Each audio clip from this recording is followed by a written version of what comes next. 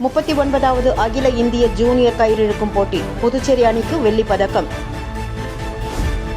புதுச்சேரியில் நேர தகராறு காரணமாக இரு நடத்துனர்களுக்கு இடையே மோதல் ஏற்பட்டதில் பெண் நடத்துனர் மீது பேருந்தை மோத முயன்ற சிசிடிவி காட்சிகள் வெளியாகி பரபரப்பை ஏற்படுத்தியுள்ளது.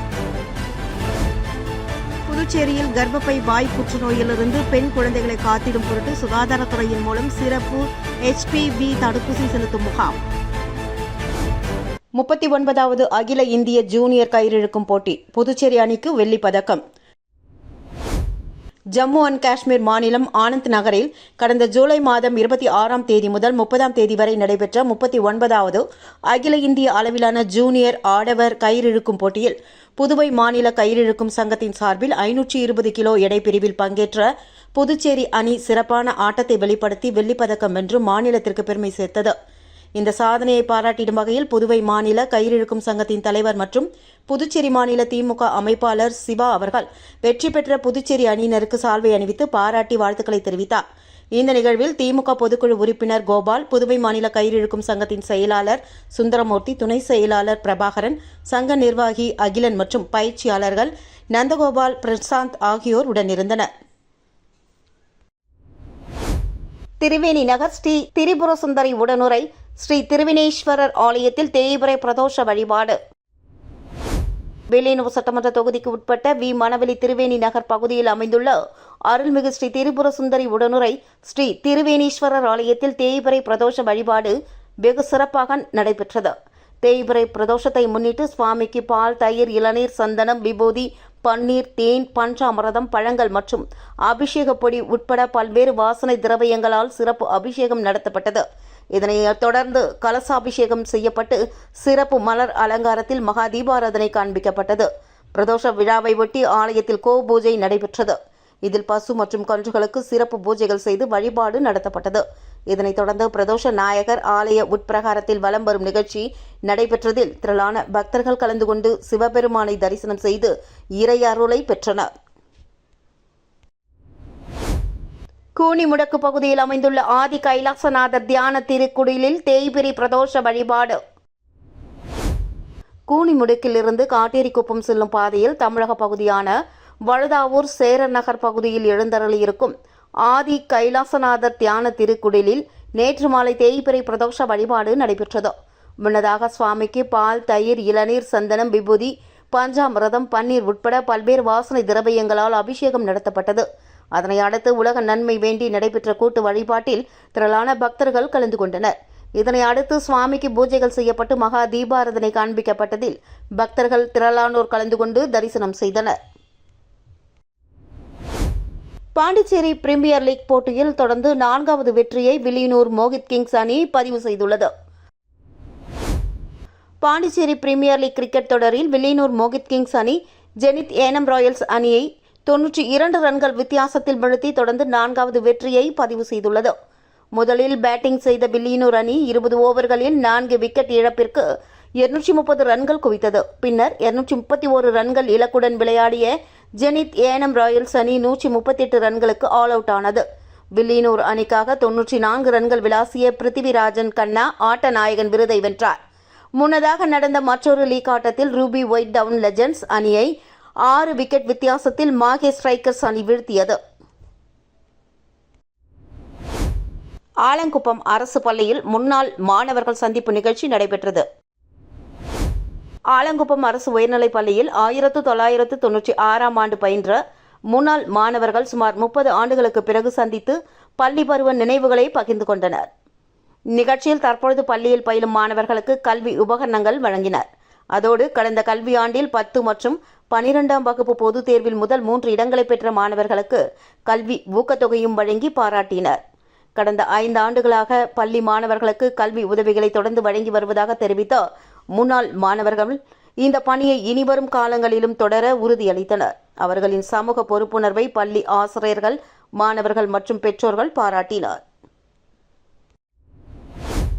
லட்சிய ஜனநாயக கட்சியின் தமிழ்நாடு மாநில மற்றும் மாவட்ட பொறுப்பாளர்கள் அறிவிப்பு கூட்டம் சென்னை மறைமலை நகரில் உள்ள தனியார் மண்டபத்தில் நடைபெற்றது. இதில் கட்சியின் தலைவரும் காமராஜர் நகர் தொகுதி சட்டமன்ற உறுப்பினருமான ஜோஸ் சார்லஸ் மார்ட்டின் தலைமை தாங்கினார். மேலும் இந்த நிகழ்ச்சியில் கட்சியின் மாநில பொதுச் செயலாளர் நெல்லை ஜீவா உட்பட நிர்வாகிகள் பலர் கலந்து கொண்டனர். இதில் 120 மாநில மற்றும் மாவட்ட பொறுப்பாளர்கள் அறிவிக்கப்பட்டு நியமன சான்றிதழ் வழங்கப்பட்டது. நிகழ்ச்சிக்கு முன்பாக செய்தியாளர்கள் மத்தியில் பேசிய லட்சிய ஜனநாயக கட்சி தலைவரும் காமராஜர் நகர் தொகுதி சட்டமன்ற உறுப்பினருமான ஜோஸ் சார்லஸ் மார்டின், உள்ளாட்சி தேர்தலுக்கு தாங்கள் தயாராகி வலிமையை காட்டுவோம் என்றார். மேலும் சிறிய அளவில் புதுவையில் ஆரம்பித்தது போன்று தமிழகத்திலும் மாபெரும் கட்சியாக லட்சிய ஜனநாயக கட்சி உருவாகும் என்றார். மேலும் குடிநீர் பிரச்சினை, பெண்கள் பாதுகாப்பு, அடிப்படை தேவை மற்றும் கடன் சுமை, வேலைவாய்ப்பு உள்ளிட்டவைகள் முன்னேற்றவே லட்சிய ஜனநாயக கட்சி உருவாகியுள்ளது என்றும் தெரிவித்தார். கடந்த காலங்களில் திராவிட கட்சிகள் செய்த ஊழலின் காரணமாக வளர்ச்சி இல்லாமல் மாநிலத்திற்கு வரவேண்டிய வருவாய் அவர்கள் கைக்கு சென்றுவிட்டதாகவும் தாவேகா மீது நம்பிக்கை இருந்தது என்றும், ஆனால் இப்பொழுது சிலரின் ஊழல் புகார்கள் அங்குள்ள அமைச்சர்கள் அவர்கள் துறையை விட்டு தேவையின்றி சிறு குழந்தைகளை இழிவாக பேசுவது, போதைப் பொருள் புகாரை மாத்திரை என்று கூறுவது மற்றும் காங்கிரஸ் அமைச்சர் குழந்தைகள் மீதான செயல், திரைப்பட பாடலுக்கு ஆடி பாடுவது என அடிப்படை இங்கிதம் கூட இல்லாமல் செயல்பட்டு மக்கள் அளித்த வாய்ப்பினை முறையாக பயன்படுத்தவில்லை என்று குற்றம் சாட்டினார். இதனை கேள்வி கேட்கும் எதிர்க்கட்சியும் தகுதி இல்லாமல் உள்ளது. பள்ளி குழந்தைகள் முதல் போதைப் பொருட்கள் ஊடுருவிக் கொண்டு உள்ளது. மேலும் போதைப் பொருள் ஒழிப்புக்காக அண்ணாமலை மேற்கொண்ட முன்னெடுப்பு வரவேற்கத்தக்கது என்றும், இளைஞர்களால் புதிய மாற்றம் ஏற்படுகிறது என்றும் தெரிவித்தார். திராவிட கட்சிகள் வலுவிழந்து மக்கள் மாற்றத்தை எதிர்பார்த்துள்ளதாக கூறிய அவர், அந்த மாற்றத்தை தர லட்சிய ஜனநாயக கட்சி களம் இறங்கியுள்ளது என்றும் தெரிவித்தார். தாவேகா ஆட்சி மீது பெரும் எதிர்பார்ப்பு இருந்த நிலையில் அந்த எதிர்பார்ப்பை அவர்கள் ஈடு செய்யவில்லை என்று குற்றம் சாட்டிய அவர், முதிர்ச்சியற்ற முறையில் செயல்படுவதாகவும் தெரிவித்தார். தமிழக முதல்வர் விஜய் ஊழலை ஒழிக்க போராடுகிறார். ஆனால் உடன் இருப்பவர்கள் அதனை தவறாக பயன்படுத்தி எவ்வாறு சம்பாதிக்கலாம் என யோசிப்பதாக குற்றம் சாட்டினார். மாற்று கட்சி, மாற்று சக்தி என வந்து திராவிட கட்சிகளில் இருப்பவர்கள் அக்கட்சியில் ஊடுருவதால் மாற்றம் வருமா என்பது சந்தேகம்தான் என்று கூறிய அவர், பெண்கள் பாதுகாப்பிற்கு கடும் நடவடிக்கை எடுக்க வேண்டும் என்றும், தேவையெனில் என்கவுண்டர் நடைமுறைப்படுத்த வேண்டும் என்றும், உத்தரப்பிரதேசத்தில் யோகி ஆதித்யநாத் நடவடிக்கை போன்று நடவடிக்கைகளை கடுமையாக்க வேண்டும் என்றும் தெரிவித்தார். மேலும் ஊழல் குற்றச்சாட்டு குதிரை பேரத்தில் தற்பொழுது தாவேகா சிக்கி வருவதாக கூறிய அவர், தங்கள் தொழிலை விட்டு தான் அரசியலுக்கு வந்துள்ளோம், இங்கு வந்து சம்பாதிக்கும் நோக்கம் எனக்கோ விஜய்க்கோ அண்ணாமலைக்கோ இல்லை என்றும், நம் மாநிலத்தை எவ்வாறு முன்னேற்றுவது என்பதுதான் தங்களது எண்ணம் என்றும், அரசு வேலை என்பது பலரின் கனவு, ஆனால் அதனை வரவேண்டாம் என கூறியும், அதனை மீறி கட்சி நிகழ்வுக்கு சென்று உயிரிழந்து அவர்களின் குடும்பத்திற்கு அரசு வேலை வழங்குவது கண்டனத்துக்குரியது என்றும் தெரிவித்தார். திரை நட்சத்திரங்கள் அரசியலுக்கு வருவது குறித்து கருத்து தெரிவித்த அவர், அரசியல் என வரும்பொழுது அதற்கு தனி திறமை வேண்டும், உலகளாவிய திட்டங்கள் வேண்டும், தொழில் வளர்ச்சியை கொண்டு வர வேண்டும், மக்கள் நலத்திட்டங்கள் செய்ய வேண்டும், நீர் பாதாள சாக்கடை என பல பிரச்சனைகள் உள்ளது. ஜனநாயக நாடு என்பதால் யார் வேண்டுமானாலும் அரசியலுக்கு வரலாம்.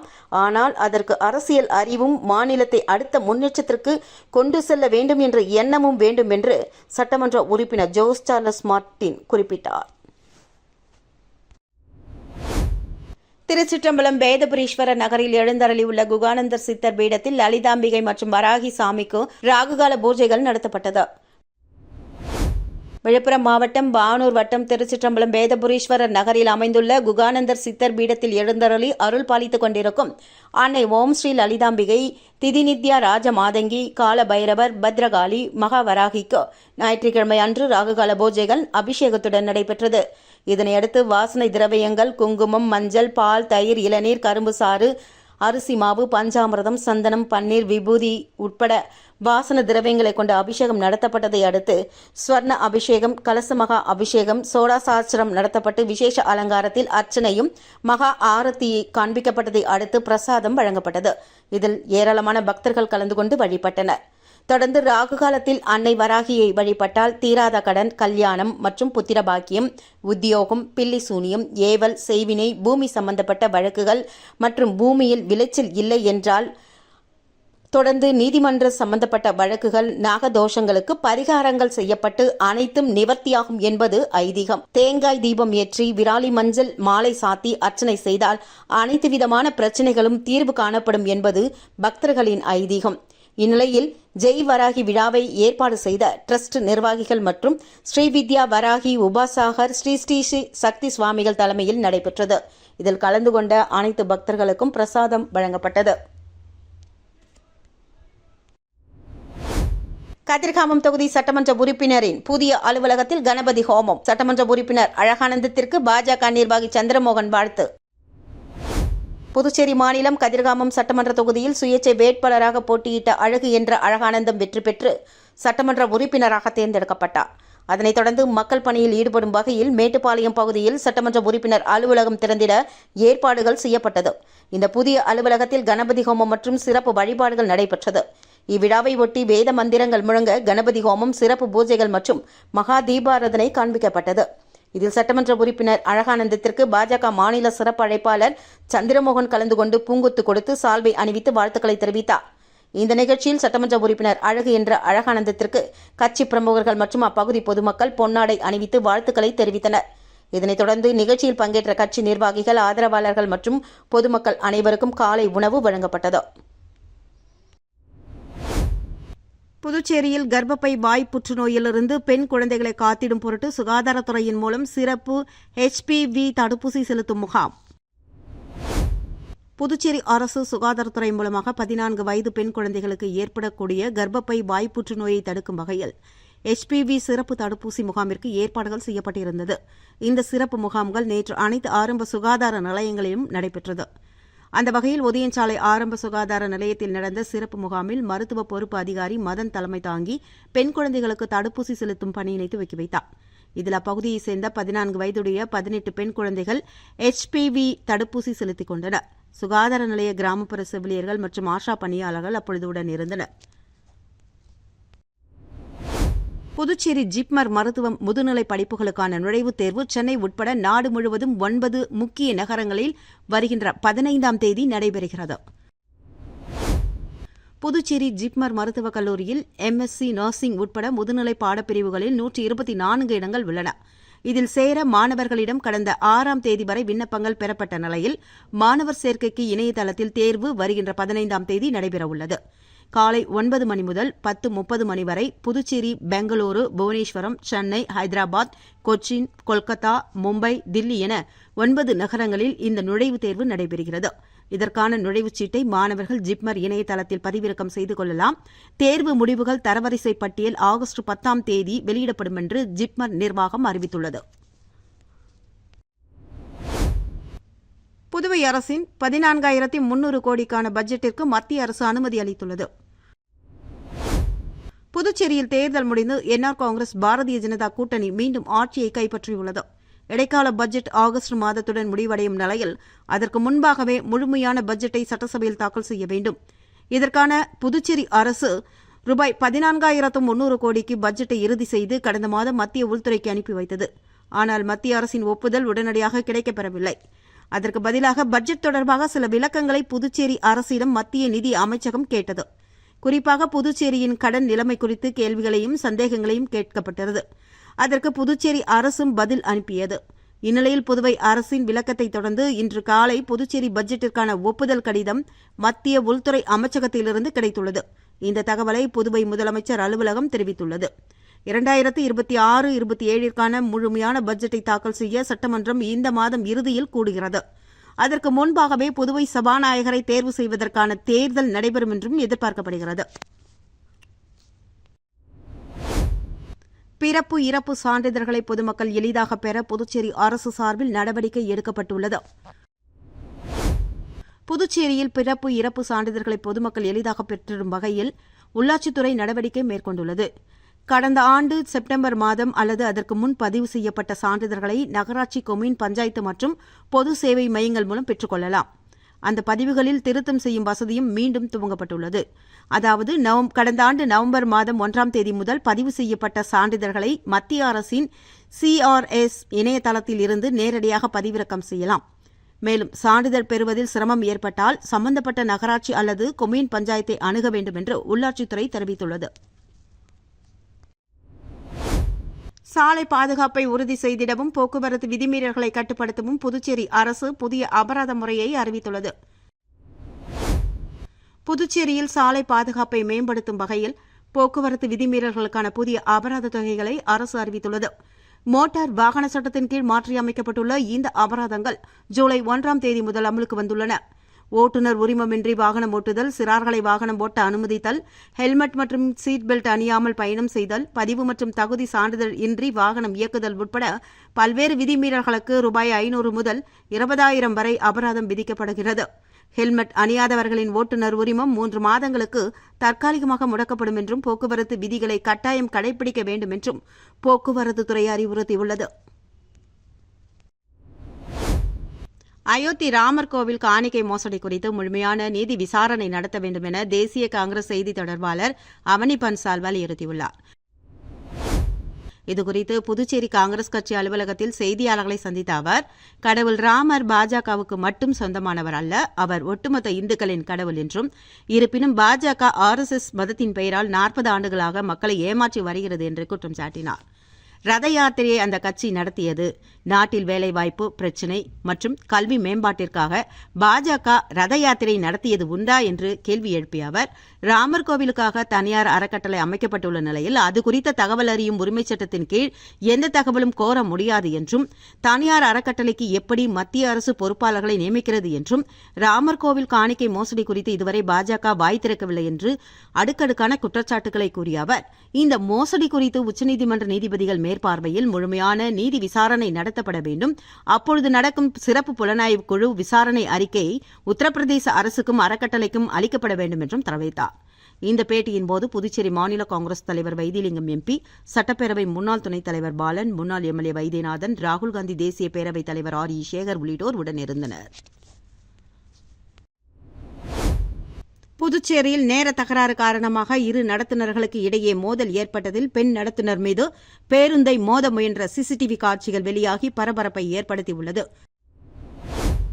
புதுச்சேரி அரசின் சாலை போக்குவரத்து கழகத்தின் பேருந்துகள் நகர பகுதிகளில் இயக்கப்பட்டு வருகின்றன. இதேபோல் இந்த போக்குவரத்து கழகத்தின் சார்பில் உள்ளூரில் ஓடக்கூடிய பேட்டரி பேருந்துகள் அண்மையில் அறிமுகப்படுத்தப்பட்டது. இதன் ஓட்டுநர்கள் மற்றும் நடத்துனர்கள் ஒப்பந்த அடிப்படையில் பணியமர்த்தப்பட்டுள்ளனர். புதுச்சேரி அரசின் கீழ் இவை இருந்தாலும் இந்த 2 பேருந்துகளுக்கு இடையே நேர தகராறு அடிக்கடி ஏற்படுகிறது. அந்த வகையில் கோரிமேடு சந்திப்பில் தனக்கு ஒதுக்கிய நேரத்தை தாண்டி பேட்டரி பேருந்து நின்று கொண்டிருந்தது. அதை பெண் நடத்துனர் தமிழ்செல்வி தட்டி கேட்டுள்ளார். ஆனால் ஆத்திரமடைந்த பேட்டரி பேருந்தின் ஒப்பந்த ஓட்டுநர் ஹேமச்சந்திரன் பேருந்தை ரிவர்ஸ் எடுத்து சென்று பெண் நடத்துனர் மீது மோத முயன்றதாக கூறப்படுகிறது. இந்த காட்சிகள் அனைத்தும் எதிரில் நின்ற மற்றொரு பேருந்தின் CCTVயில் பதிவாகியுள்ளது. இதுகுறித்து பெண் நடத்துனர் அளித்த புகாரின் பேரில் PRTC நிர்வாகம் விசாரணை மேற்கொண்டு வருகிறது.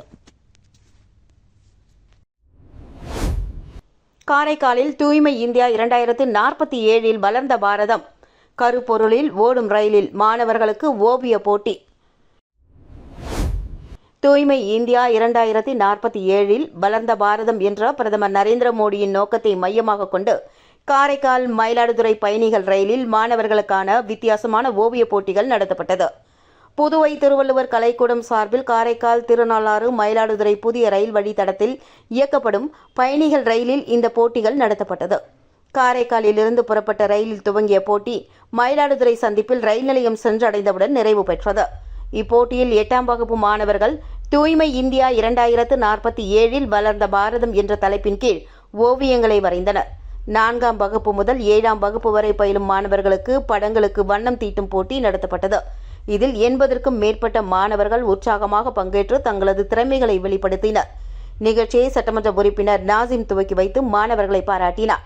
போட்டியில் வெற்றி பெறும் மாணவர்களுக்கு பின்னர் பரிசுகள் வழங்கப்படும் என்று அறிவிக்கப்பட்டுள்ளது.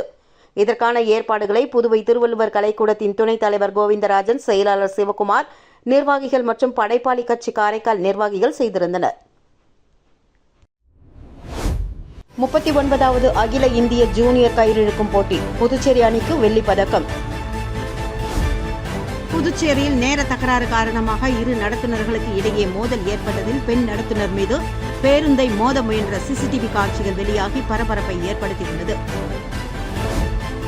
புதுச்சேரியில் கர்ப்பப்பை வாய் புற்றுநோயிலிருந்து பெண் குழந்தைகளை காத்திடும் பொருட்டு சுகாதாரத்துறையின் மூலம் சிறப்பு HPV தடுப்பூசி செலுத்தும் முகாம். இத்துடன் சாய் மீடியா செய்திகள் நிறைவடைந்தன. நன்றி.